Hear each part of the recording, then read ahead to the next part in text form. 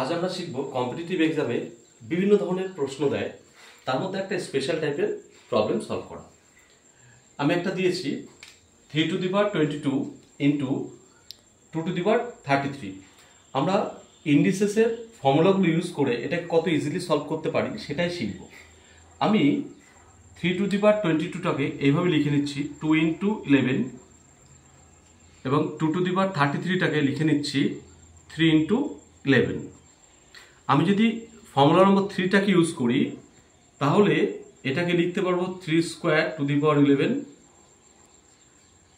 এটা হচ্ছে 2^3 ন্যাচারালি 3² মানে 9^11, 2³ মানে 8^11।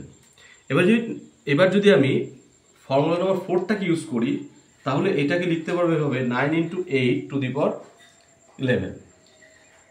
অ্যান্সারটা হচ্ছে 72^11। ঠিক এই মেথড ইউজ করে তোমরা এটা সলভ করার চেষ্টা করবে তো।